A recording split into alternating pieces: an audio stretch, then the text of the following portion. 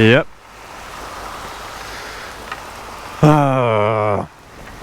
First video back and it's bloody raining like this. Jesus Christ. Woo! We're back, baby. How are we all doing? Yes, I've had a week off for my wedding, which happened at the end of July.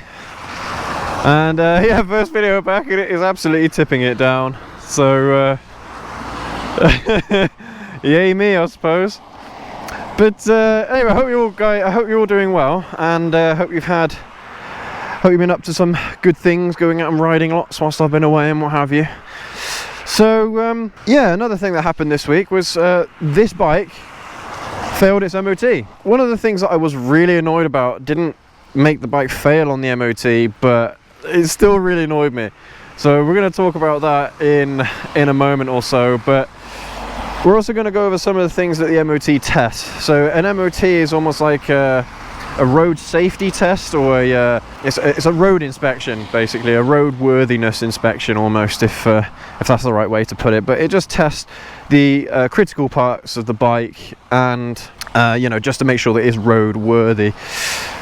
Oh, sorry about that. I'm going to be wiping my camera off, I think, a lot in this video, so you're going to have to excuse me a bit for that.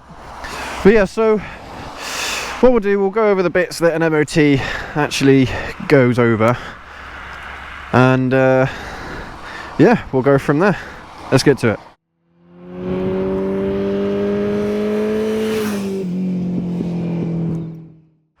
Well, I think the rain's easing up a little bit, so hopefully when we actually get out and ride for a little bit, it'll be a little bit easier to talk to you guys. But what we'll do, we'll start off from the front of the bike and work our way back. So the very first things that they're going to check are going to be the headlights, making sure that you've got all of your lights working. So that is full beam, dipped beam, indicators. So the next thing they're going to test are the tires, the tire tread. So hopefully you can see that, just the tread on the tires. Now I can't remember exactly what the tread depth can be, a minimum, but yeah, so they're going to check the tread depth of your tires. I mean, the main reason why they check the tread depth is for days like today where it's rainy, the grooves in the tire are meant to disperse the water, so the actual rubber itself can actually meet the tarmac. So if these were smooth, dead smooth, you'll get no grip on the water. You know, you're just aquaplane all the time. So that's why they do that. The next obvious one are the brakes. So they check the discs and the calipers. All right, now this particular motorcycle has got 2 calipers on either side of the tire. So there's one there, and obviously it has the 2 discs as well. Now moving on from that, they will check your mileage, I believe. I think they put the mileage down on the certificate. It doesn't actually have any impact on the MOT result itself, but they will put down the mileage. I suppose you can check mileage against VIN numbers and things in case the vehicle has been stolen, but I don't think they worry about that too much.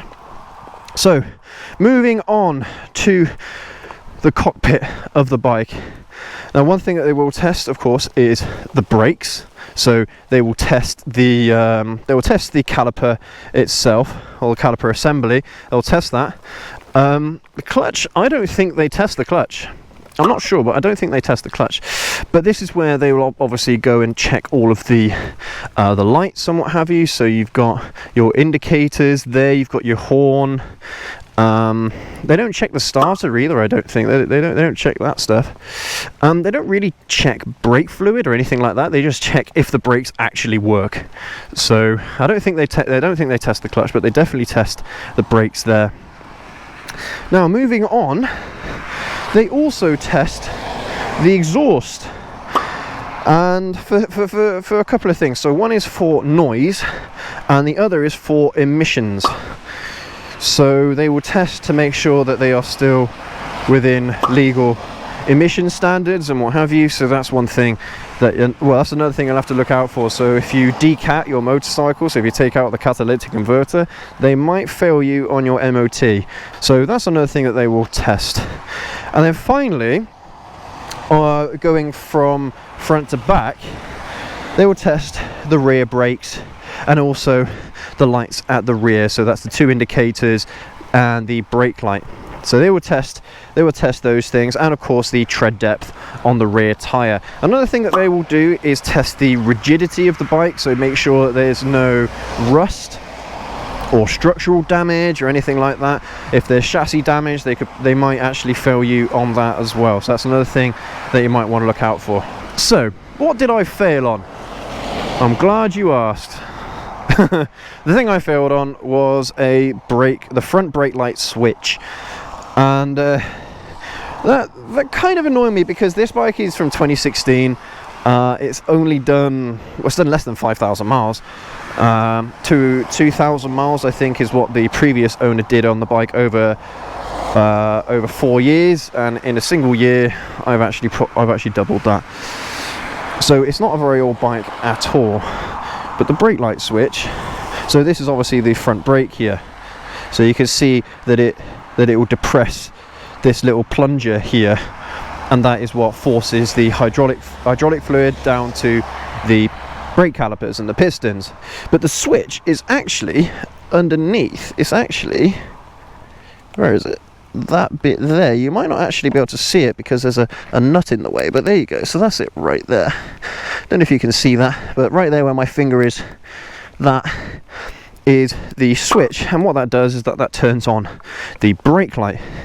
And because this is a Brembo system, it's not actually stock Kawasaki. And it's stock Kawasaki for this particular model, the Performance Sport, which is what I've got, and that's what comes with the Krapovich exhaust and the Olins and what have you. But I'll get to that in a moment in more detail. That little switch there, on most motorcycles, it is literally just a little thing about that big that literally has a little plunger switch.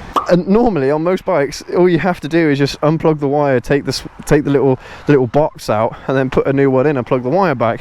But no, this is not how it works on this system. If you have to change out the switch, you have to change the entire thing. So you have to find, this is the wire here, this one, if you can see that wire there, that goes down into the depths of the bike somewhere. I haven't actually looked at where it goes.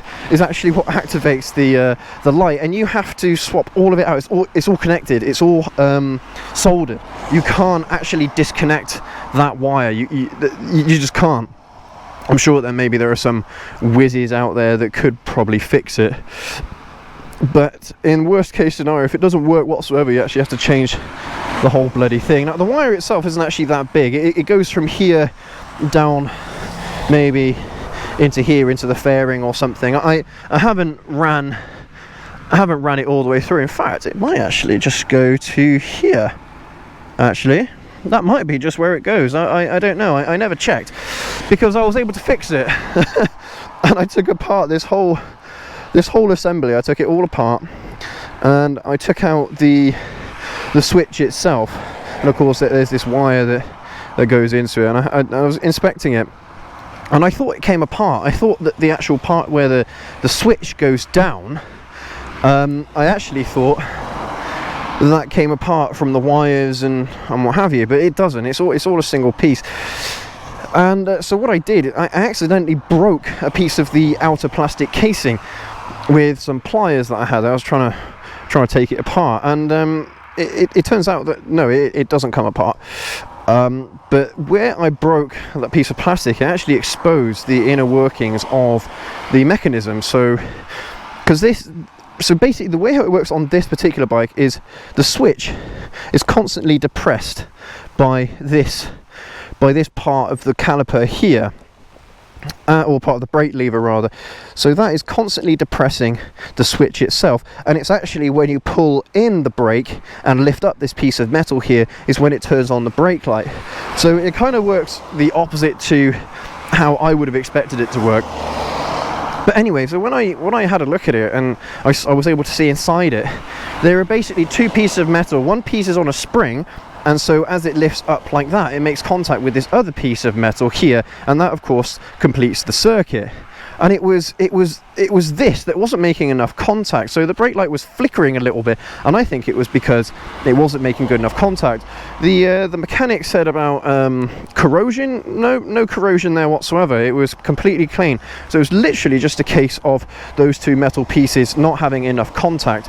And I pushed down the bit that was solid. I bent it a little bit like that, so it had more of a more contact, and that did the trick. And now the brake light works absolutely fine. That's what I failed on, and I was kind of expecting to have to buy the entire thing, the switch and the wire. I was expecting to have to buy the whole lot. Luckily, I didn't have to. Luckily, I was able to fix it. I think it's about 40 quid. I think for a genuine stock switch from Brembo.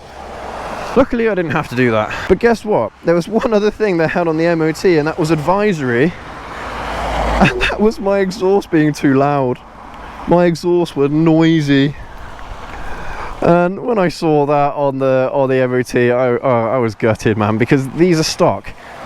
Now, of course, you can get a Krapovich exhaust aftermarket that you can put on your own motorcycles, but that, as part of the Performance Sport package, along with the Öhlins and the Brembo brakes, is stock. So I was a bit wound up about that, to say the least.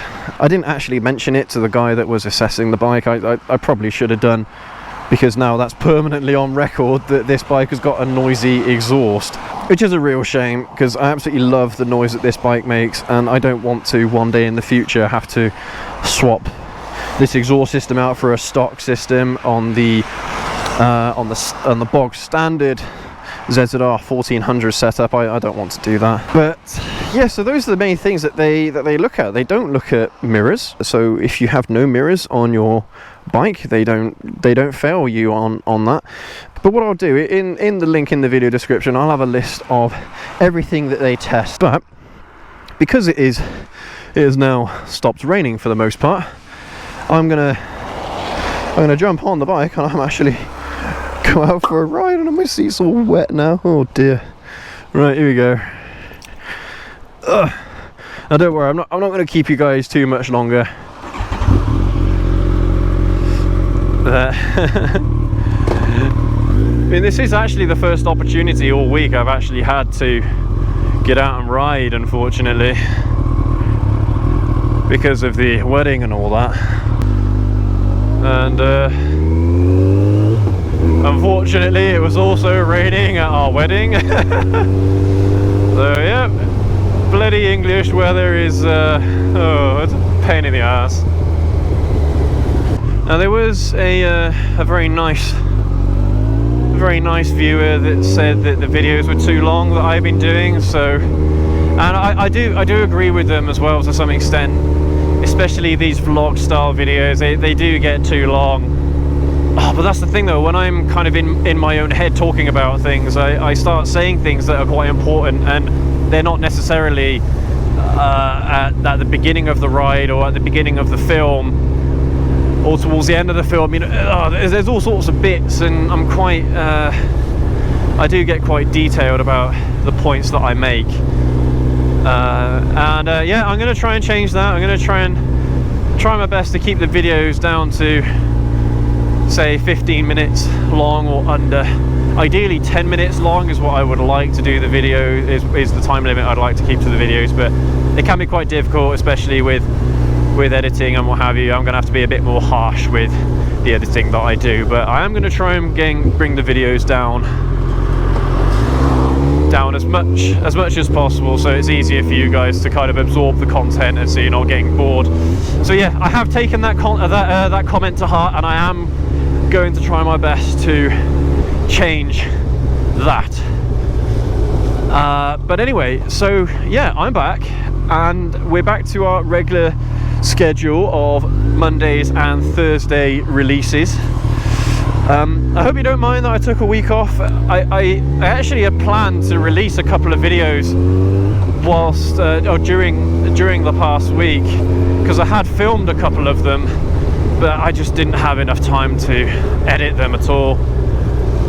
You know, doing all the last minute panicky things that you do at events like weddings and what have you. Yeah. yeah, like I said, I hope you all had a good week. Let me know in the comments what it is that you guys have been up to. Typical, the first day I decide to go out and do a video, it decides to bloody rain, but hey, there you go. That's how it works, unfortunately. But yeah, I'm back. Woo! I'm so glad to be out riding again. So thank you for joining me on this first ride back. Yeah, and I hope you're all doing good. And yeah, I don't really know what else to say. We've got a lot of plans for future videos, so make sure you stay tuned for those. Make sure to like, share and subscribe, comment, let us know your thoughts, give us your feedback. I really appreciate the engagement in the videos. So thanks again guys for watching. We'll see you all in the next video.